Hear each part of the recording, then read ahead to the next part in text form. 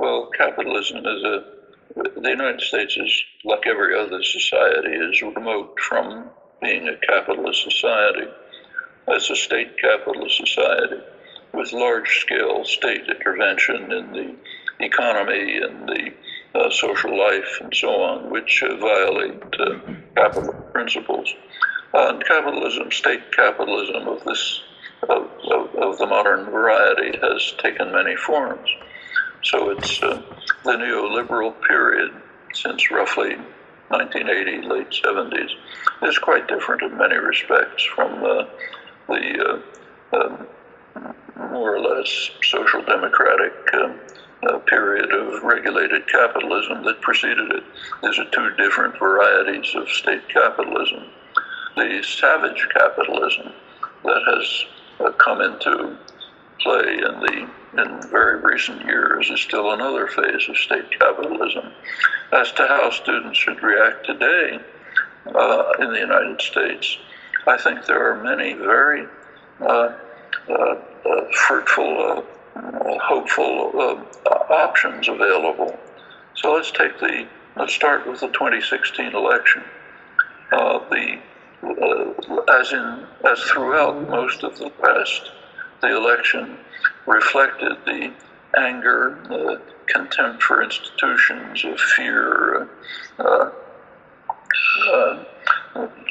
recognition that something is seriously wrong with the basic structure of society, and the centrist institutions, in fact, virtually disappeared in the election itself, not in the post-election period, where they, of course, again dominated.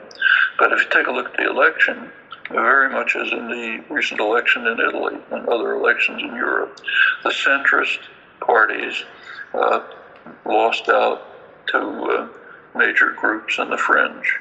It was true to a limited extent of the Republican Party. It was true to a great extent of the Democratic Party. It's not all that exceptional for a billionaire with huge financial support and major media support to win the presidency. Trump did depart from the mainstream Republican establishment, but it's not that great a departure. What was a spectacular departure was what happened among the Democrats, namely the Sanders campaign. This is the first time in our political history that a candidate appeared basically unknown. They used the scare word socialist, had no support from the corporate sector or private power, no media support. He was either ignored or denigrated. Huge popular support. Would have probably won the Democratic nomination if it hadn't been for the machinations of party managers. Might well have gone on to win the election. That's a startling change from all of American political history, where elections are basically bought. Take a look at, you can predict with remarkable precision, you can predict the vote of the the congressperson on major issues simply by looking at the single factor of campaign spending. That factor alone gives astonishing predictability, in addition to lobbying and all sorts of other effects of private capital. Here's somebody who had none of that and probably would have won a nomination, maybe the election, if there had been a fair chance. He's now by far the most popular political figure in the country. In a functioning democracy, the person who's the most popular political figure would have a voice. You'd see him in the media. He'd be on television. You'd see him in newspapers. Not here. That's not violent repression, but it's a form of control.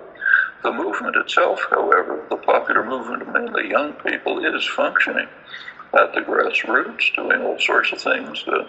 These reflect, going back to your initial question, these indicate the kinds of opportunities that are available for young people to make significant changes in the society. By no means a closed system. With all of its flaws, the United States remains a pretty free society with many opportunities.